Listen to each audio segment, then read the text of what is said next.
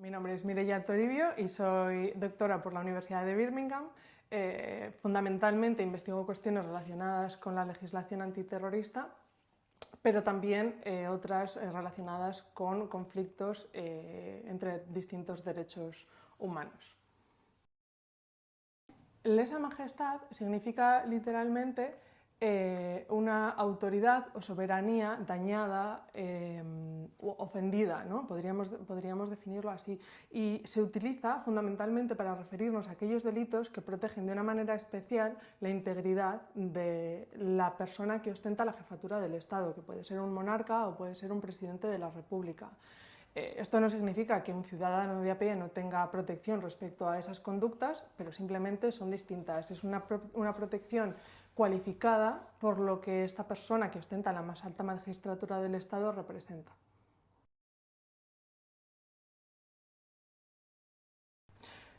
Los derechos tienen límites también, no son ilimitados. Entonces, cuando en cualquier caso en el que nos encontramos dos derechos en conflicto, como en este caso puede ser el derecho a la libertad de expresión de la persona que lleva a cabo esa conducta y el derecho al honor del jefe del Estado, tenemos que realizar un balance, ¿no?, del caso concreto.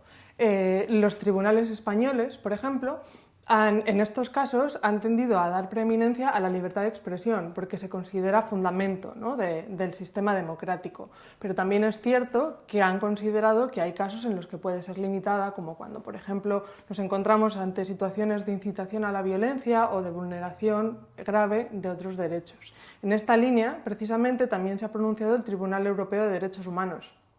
El Tribunal Europeo de Derechos Humanos, igual que los tribunales españoles, han indicado que ante ciertas situaciones, como puede ser la seguridad nacional o los derechos de un tercero, es posible limitar la libertad de expresión siempre y cuando esté previsto por la ley y se haga de manera proporcionada. Por poner un ejemplo, han dicho que solamente es posible imponer penas de prisión cuando exista incitación a la violencia o difusión de discursos del odio.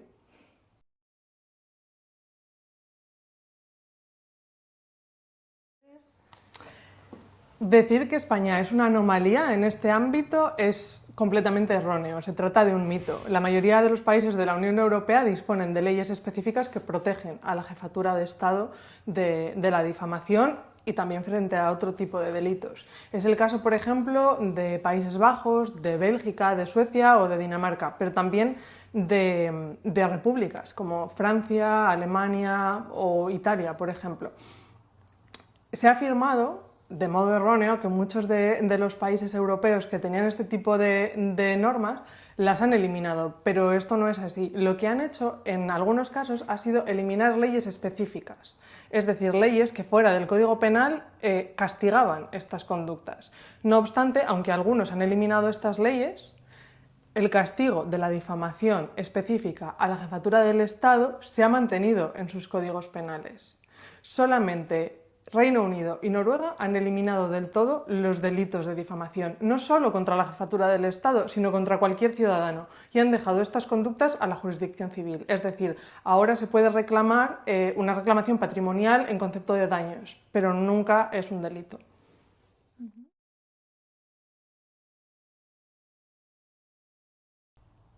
Es decir, lo que se ha dicho es que estas leyes que castigan de forma especial o diferente la difamación a la jefatura del Estado se han eliminado, ¿vale? En varios países de la Unión Europea. Esto se ha dicho con respecto a Bélgica, se ha dicho con respecto a Países Bajos, Noruega, etc. En estos países lo que había, a diferencia de España, que está regulada solo en el Código Penal, era un Código Penal, que es el que contiene todos los delitos, incluido el de la difamación de la jefatura de Estado, y también había leyes específicas, digamos, una ley concreta destinada a castigar la difamación contra la jefatura del Estado. Monarquía en los casos que hay monarquía, jefatura de la república en los casos que se trata de una república. Lo que se ha hecho en algunos casos ha sido eliminar esa ley específica, porque eran leyes generalmente muy antiguas. Cuando digo antiguas hablo del siglo XIX, y se ha considerado que era mejor dejarlo solo para el Código Penal. Pero es decir, sigue habiendo en esos países un delito específico de difamación contra la corona. aunque no esté en una ley específica. Solamente hay 2 países que de verdad han eliminado este delito, que son Reino Unido y Noruega.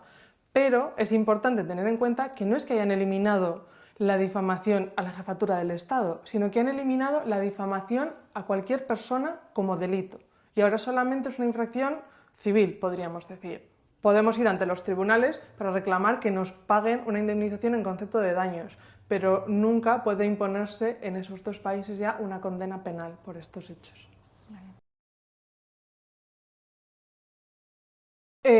No, eso no es así. Como hemos dicho, todos los derechos tienen unos límites, ¿no? Sobre todo si entran en conflicto con los derechos de terceras personas. En Reino Unido, por ejemplo, ahora puede cualquiera, el rey o un particular, puede acudir a los tribunales civiles para reclamar una indemnización si considera que su derecho al honor ha sido vulnerado. No obstante, hay otra cuestión que tenemos que tener en cuenta aquí, porque en tiempos recientes, en este país, en Reino Unido, se han producido arrestos de ciudadanos que protestaban contra la monarquía. Estos arrestos se han producido en virtud de otras leyes de orden público, no de leyes que estuviesen específicamente diseñadas para contener la difamación de la jefatura del Estado. Toda esta situación podríamos resumirla en que al final esta modificación ha dado lugar a un sistema con menos garantías.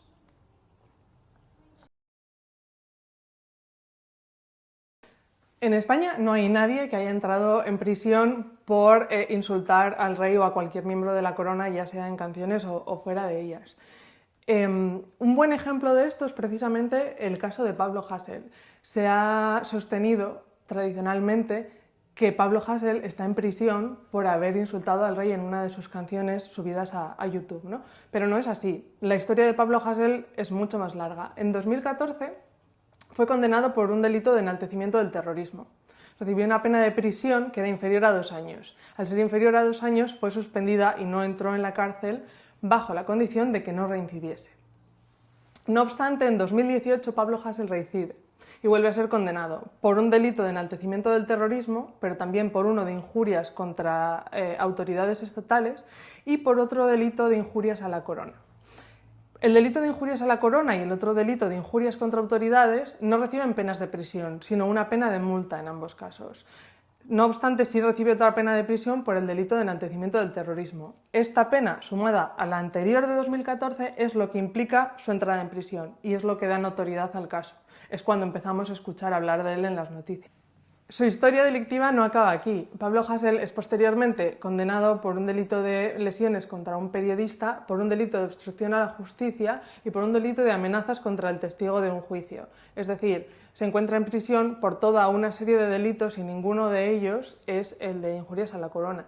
En cualquier caso, Pablo Hasél recurrió sus condenas por enaltecimiento del terrorismo y por injurias a la corona ante el Tribunal Europeo de Derechos Humanos, por considerar que se había vulnerado de manera injusta su derecho a la libertad de expresión. Y el Tribunal Europeo de Derechos Humanos, en este caso, dio la razón a España y consideró que las reclamaciones de Pablo Hasél eran infundadas.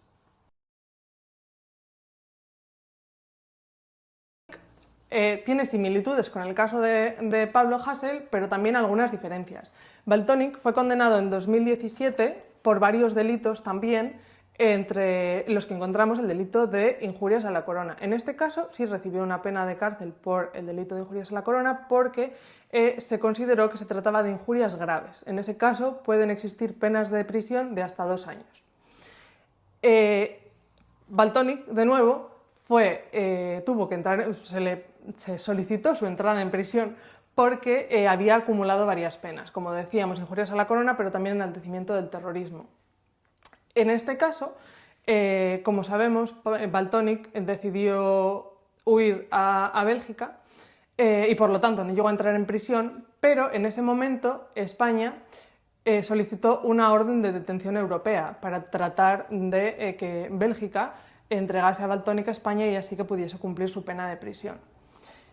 Este caso dio lugar a una situación bastante interesante, porque Bélgica, en el proceso de extradición que se inició con la orden de detención europea emitida por España, tuvo que decidir si su propia regulación de injurias contra la corona era o no constitucional.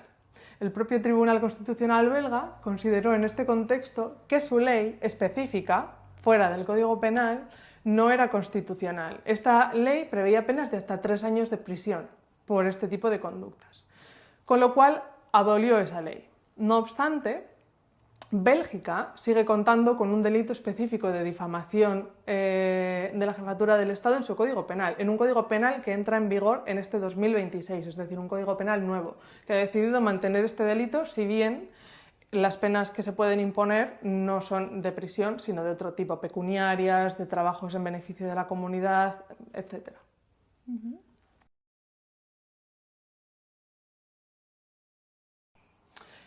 El caso más reciente de estos ejemplos es en el que el Tribunal Europeo de Derechos Humanos decidió que España había vulnerado el derecho a la libertad de expresión de 2 ciudadanos que habían sido condenados por la quema de fotos del rey en el contexto de una manifestación pública. Este es uno de los 2 casos en los que se ha obtenido este resultado del Tribunal Europeo de Derechos Humanos, ¿no? O sea que ha pegado ese tirón de orejas a los tribunales españoles. Esto es así porque ha considerado que si bien los otros requisitos que establece se cumplían, es decir, que estaba prevista por la ley, que podía responder a la protección de otros intereses, ha llegado a la conclusión de que la pena impuesta era desproporcionada. Esto es así porque tanto en ese caso como en el otro se había impuesto una pena prisión. En el caso de la quema de las fotos del rey se había impuesto una prisión de 15 meses. No obstante, fue sustituida por una multa económica de 2.700 euros. En cualquier caso, el Tribunal Europeo de Derechos Humanos consideró que las penas de prisión, aunque se puedan suspender o sustituir, suponen un efecto disuasorio para el debate público. En concreto, el Tribunal Europeo de Derechos Humanos cree que las penas de prisión por estos delitos solo son posibles cuando se trate de difusión de delitos de odio, de discursos de odio, o de incitación a la violencia.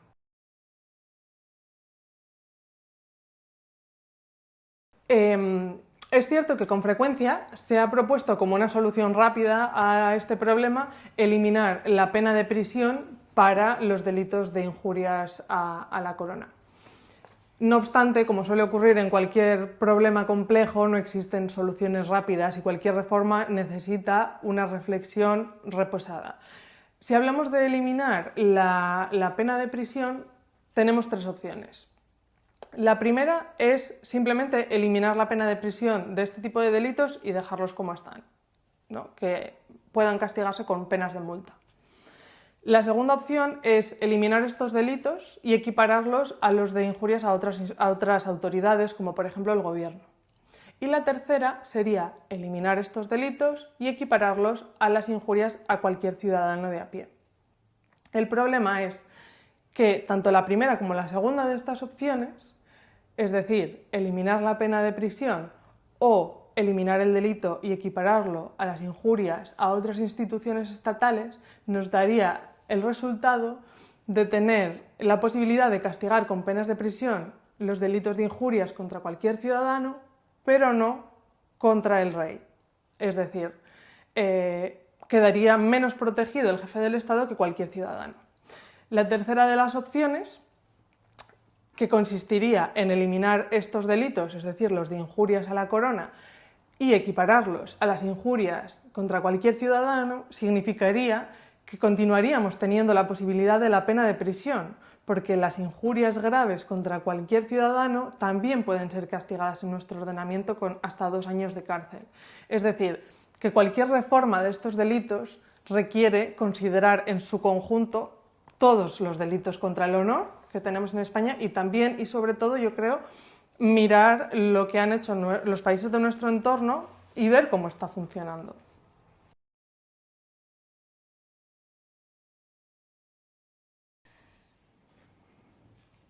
Yo creo que esa es la pregunta más complicada. Creo que una reforma podría ser positiva, teniendo en consideración lo que ha dicho el Tribunal Europeo de Derechos Humanos y viendo los ejemplos de otros países que han realizado reformas recientes. Creo que es muy importante fijarnos en qué ocurre cuando se toman otras decisiones, ¿no? Como por ejemplo qué ha ocurrido en Reino Unido, cuando se ha reducido a la vía civil o que ha ocurrido en los países que lo han equiparado a conductas, ¿no?, difamatorias contra cualquier ciudadano. Reitero que podría ser positivo, pero optar por una reforma, pero que habría que mirarnos en esos ejemplos para prever posibles situaciones complejas, ¿no? Una de estas situaciones es, por poner un ejemplo, que si nosotros prescindimos del delito específico y equiparamos las injurias a la corona a las de cualquier otro ciudadano, tendríamos que prever cómo se llevarían esas injurias ante los tribunales, es decir, en los delitos contra el honor son los propios ciudadanos los que tienen que hacer valer su derecho. En este caso, tendríamos que prever, por ejemplo, que la Fiscalía pueda ser la encargada de llevar este delito ante los tribunales. Tenemos distintos ejemplos, de nuevo, de países europeos que habilitan a la Fiscalía, que requieren el permiso previo del monarca o del presidente de la República, etc. Es decir, una reforma es apropiada, pero siempre teniendo en cuenta todo el contexto. A abordar este debate en la ciudadanía de una forma más adecuada. La primera es tratar de informarse bien. Como hemos visto, hay muchos mitos, hay mucha información sensacionalista, porque es un tema que al fin y al cabo se presta a ello, ¿no? Por una parte eso, y por otra parte creo que tenemos que desprendernos de esta creencia de que España suele ser la anomalía, porque no es así. Partiendo de esas dos cuestiones, podemos abordar este debate de una forma informada, preparada, etcétera, que nos permita llevar a cabo esa reforma, opinar sobre esa reforma, que sería positiva si se hace, ¿no?, en unos términos adecuados.